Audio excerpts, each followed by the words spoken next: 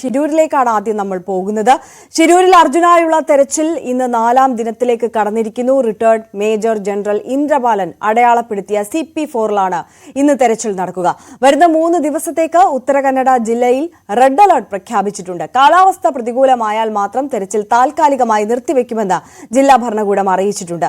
അർജുന്റെ ലോറിയുടെ കാര്യമായ ഭാഗങ്ങളൊന്നും ലഭിക്കാത്ത സാഹചര്യത്തിൽ വലിയ കേടുപാടുകളൊന്നും സംഭവിച്ചിട്ടുണ്ടാകില്ല എന്ന നിഗമനത്തിലാണ് ദൌത്യ സംഘം. വിവരങ്ങളുമായി KV ബൈജു ശിരൂരിൽ നിന്ന് നമുക്കൊപ്പം ചേരുകയാണ്. ബൈജു, ഇവിടെ ഇപ്പോൾ ഇന്നത്തെ ഒരു വില്ലൻ എന്ന് പറയുന്നത് പ്രതികൂലമായ കാലാവസ്ഥയാണ്. ഇപ്പോൾ നമുക്ക് ബൈജുവിന്റെ ഫ്രെയിമിൽ കാണുമ്പോൾ മനസ്സിലാകുന്നുണ്ട് അവിടെ ശക്തമായ മഴ പെയ്യുന്നുണ്ട് എന്നുള്ളത്. ഇത് തിരച്ചിലിനെ ബാധിച്ചിട്ടുണ്ടോ?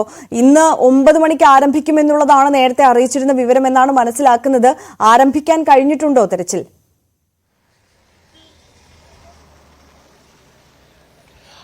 ആര്യ, ഇതുവരെ തെരച്ചിൽ ആരംഭിച്ചിട്ടില്ല. സൂചിപ്പിച്ചതുപോലെ തന്നെ കാലാവസ്ഥ പ്രതികൂലമാണ്, മഴയുണ്ട്, റെഡ് അലർട്ടാണ്. എന്നാലും നിലവിൽ ഏതെങ്കിലും തരത്തിൽ ഇന്ന് തെരച്ചിൽ നിർത്തിവെക്കുമെന്ന രീതിയിലുള്ള പ്രതികരണമൊന്നും ഇതുവരെ വന്നിട്ടില്ല, സ്ഥിരീകരണമൊന്നും വന്നിട്ടില്ല. തെരച്ചിൽ തുടരാൻ തന്നെയാണ് സാധ്യത. ഏതായാലും നമുക്കൊപ്പം ജിതിൻ ചേരുന്നുണ്ട്. ജിതിൻ, കാലാവസ്ഥ പ്രതികൂലമാണ്, എങ്ങനെയാണ് ഇപ്പോൾ ഉറപ്പ് നൽകിയിട്ടുള്ളത് കുടുംബത്തിന്? ഇന്നലെ പറഞ്ഞിരിക്കുന്നത് റെഡ് അലർട്ട് ഇന്ന് ഉണ്ടായിരിക്കും. മഴയുടെ തോതനുസരിച്ചായിരിക്കും നമ്മൾ അത് തീരുമാനിക്കുക. നമുക്കിപ്പോൾ പ്രൊഡക്റ്റ് ചെയ്യാൻ പറ്റില്ല. മഴയുടെ തോത് കൂടുതലാണെങ്കിൽ ചിലപ്പോൾ നിർത്തിവെക്കാനുള്ള സാധ്യത ഉണ്ട്.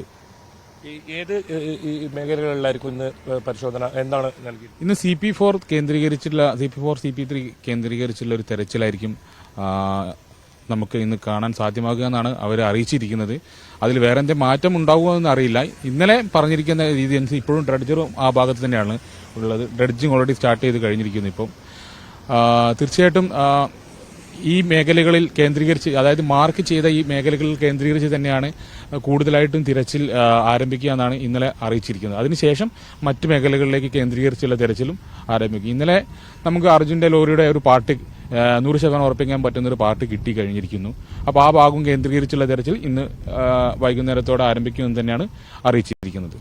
നമുക്ക് ഇന്നലെ നമ്മൾ കുടുംബം ഉൾപ്പെടെ ആവശ്യപ്പെട്ട ആ പ്രദേശത്തായിരുന്നു തെരച്ചിൽ. വലിയ പ്രതീക്ഷ ആ ഭാഗത്തുണ്ടായിരുന്നു. ഇപ്പോൾ CP4 എനിക്ക് തോന്നുന്നു കാര്യമായ തെരച്ചിൽ ഇതുവരെ ഈ 3ാം ഘട്ടത്തിൽ ഉണ്ടായിട്ടില്ല എന്ന് തോന്നുന്നു. അവിടെ എത്രത്തോളം പ്രതീക്ഷയുണ്ട്?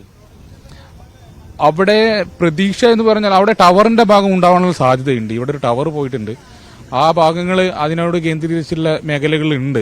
അപ്പോൾ അതാകാൻ കാരണം ഇതിൽ നമുക്ക് ലോറി മെറ്റൽ ഡിറ്റക്ടർ ആണല്ലോ. അപ്പം കൂടുതൽ മെറ്റൽ സാന്നിധ്യമുള്ള മേഖലകളിലാണ് കണ്ടെത്താൻ പറ്റുക. ഇന്നലെ ആ ഭാഗങ്ങളിൽ നിന്നാണ് നമുക്ക് മറ്റേ ടാങ്കർ ലോറിയുടെ ഭാഗങ്ങളും ചേസ് അതെല്ലാം ലഭിച്ചിരിക്കുന്നത്. ആ ഭാഗവും നേവിയുടെയും ഇവരുടെയും സ്ട്രോങ് സിഗ്നൽ ഏരിയ തന്നെയായിരുന്നു.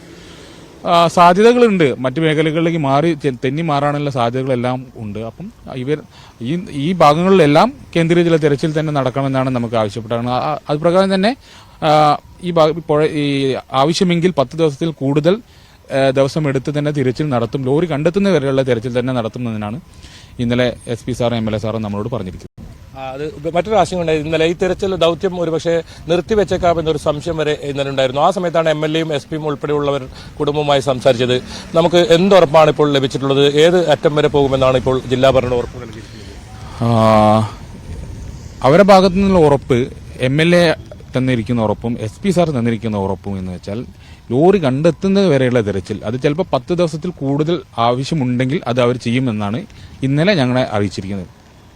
ഇന്നിപ്പോൾ ഇന്ദ്രപാൽ എത്തുന്നുണ്ട്, അത് എത്രത്തോളം പ്രതീക്ഷയുണ്ട്?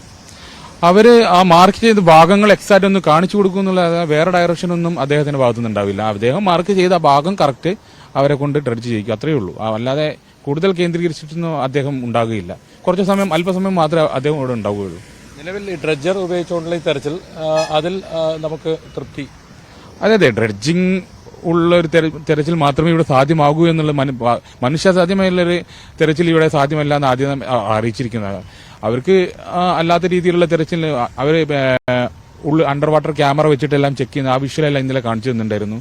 അത്രത്തോളം ശക്തമായിരിക്കുന്ന മണ്ണ് പാറക്കല്ലുകളും ആ വിഷയിൽ കൂടെ ഞങ്ങൾക്ക് കാണാൻ സാധിച്ചു. അതെല്ലാം നീക്കിയതിനു ശേഷം മാത്രമേ നമുക്ക് വണ്ടിയുടെ അടുത്ത് എത്താൻ സാധിക്കുകയുള്ളൂ എന്നുള്ളതാണ് അറിയിച്ചിരിക്കുന്നത്. നമുക്ക് ഏതായാലും ഇനി വലിയ ദൂരം ഉണ്ടാവില്ല. അർജുന്റെ ലോറി അർജുനെയും നമുക്ക് എത്താൻ പറ്റുന്ന പ്രതീക്ഷ തന്നെയാണല്ലേ? അതെ, ഈ ഒരു പരിസര ഭാഗത്ത് തന്നെ ഉണ്ട്. അതിന്റെ ഭാഗത്ത് അതിന്റെ ഉദാഹരണം എന്നോളം ഇന്നലെ ഒരു പാർട്ട് നമുക്ക് ലഭിക്കുകയും ചെയ്തു. നമുക്ക് നിരവധി അഭ്യൂഹങ്ങൾ വരുന്നത് ലോറി ഏത് ഭാഗത്താണ് പാർക്ക് ചെയ്തതെന്നൊക്കെ ആ കാര്യത്തിൽ എന്തെങ്കിലും ഒരു വ്യക്തത നിങ്ങൾക്ക് ലഭിച്ചിട്ടുണ്ടോ? ഇന്നലെ MLA സംസാരിച്ചു എന്നാണ് ഞാൻ മനസ്സിലാക്കാൻ സാധിക്കുന്നത്. അവരും പറഞ്ഞിരിക്കുന്നത് ലോറി നമ്മുടെ GPS ലൊക്കേഷൻ പ്രകാരമുള്ള സ്ഥലത്ത് തന്നെയാണ് എന്നെല്ലാവരും കൺഫേം ചെയ്തിട്ടുണ്ട്. ഓക്കെ, അതാണ് എന്തായാലും ആര്യ ഇപ്പോൾ ജിതിൻ പറയുന്നത് പ്രകാരം CP4-ൽ ആ CP4 കേന്ദ്രീകരിച്ചാണ് ഇത്തരത്തിൽ ഇന്നത്തെ തിരച്ചിൽ നടക്കുക. കാലാവസ്ഥ വളരെ പ്രതികൂലമായി വരുന്നു. നമുക്കത് ദൃശ്യങ്ങളിൽ തന്നെ കാണാം. ആര്യ ആ ഡ്രഡ്ജർ നിൽക്കുന്ന സ്ഥലത്ത് ഇപ്പോൾ ഡ്രഡ്ജർ പ്രവർത്തനം ആരംഭിച്ചിരിക്കുന്നതാണ് ഏറ്റവും പുതിയ വിവരം നമുക്ക് നൽകാൻ കഴിയുന്നത്. ആ ദൃശ്യങ്ങൾ തത്സമയ ദൃശ്യങ്ങൾ കാണാം. CP4 ആ ഇന്ദ്രപാൽ അദ്ദേഹം അടയാളപ്പെടുത്തിയ ആ മേഖലകൾക്ക് കേന്ദ്രീകരിച്ചുള്ള ഡ്രഡ്ജിംഗ് ഇപ്പോൾ ആരംഭിച്ചിരിക്കുന്നു. കനത്ത മഴയിലും ഡ്രഡ്ജിംഗ് തുടരുന്നു എന്ന് തന്നെയാണ് ശിരൂരിൽ നൽകാൻ കഴിയുന്ന ഏറ്റവും പുതിയ വിവരം. ഏതായാലും അത്രത്തോളം വലിയ ശക്തമായ കാറ്റും മഴയും ഉണ്ടായാൽ മാത്രമേ താൽക്കാലികമായി ഒരു ദിവസമോ 2 ദിവസമോ മഴ കുറയുന്നവരെ നിർത്തിവെക്കൂ ഇന്നലെ കുടുംബത്തിന് ഉറപ്പ് നൽകിയിട്ടുണ്ട്. ആര്യ ആ സമയത്ത് തന്നെ നമ്മളിപ്പോൾ നിൽക്കുന്നതിന് എതിർവശം ആ മലയുടെ ദൃശ്യങ്ങൾ കൂടി ഒന്ന് കാണുന്നത് നല്ലതായിരിക്കും. എത്രത്തോളം അപകടകരമായ ഒരു സാഹചര്യമാണ് ഈ നമ്മൾ നിൽക്കുന്ന ഈ സ്ഥലം എന്ന് ഒന്ന് കാണുന്നത് നല്ലതായിരിക്കും. നമുക്ക് ആ ക്യാമറ കൃത്യമായ ആ ദൃശ്യങ്ങൾ കാണിച്ചു തരും. ഇവിടെ നിന്നാണ് ആ വലിയ മണ്ണിടിച്ചിലുണ്ടായത്. ഇപ്പോഴും വലിയ അപകടാവസ്ഥയിൽ തന്നെയാണ് ആ പ്രദേശമുള്ളത്. നമുക്കിപ്പോൾ ആ ദൃശ്യങ്ങളിൽ നിന്ന് കൃത്യമായി കാണാം. ശക്തമായ മഴ വരുമ്പോൾ അവിടെ നിന്നും ചെറിയ തോതിലുള്ള മണ്ണൊക്കെ ഇങ്ങനെ ഇടിഞ്ഞു വരുന്ന രീതിയിൽ നമുക്ക് കാണാം. ഒപ്പം വലിയ തോതിൽ വെള്ളം ആ ഭാഗത്തു നിന്നും ഇങ്ങനെ ഒഴുകി വരുന്ന ഒരു അവസ്ഥ കൂടിയുണ്ട്. ഈ മഴ ഇത്രത്തോളം കുറച്ച് മണിക്കൂറുകൾ കൂടി തുറന്നാൽ ഒരുപക്ഷെ ഇവിടെ നിൽക്കുന്നത് പോലും വലിയ അപകടമായിരിക്കും. ഇവിടെ ഇത്തരത്തിൽ നിൽക്കാൻ പോലും അനുമതി നൽകാത്ത സാഹചര്യം പോലും ഉണ്ട്.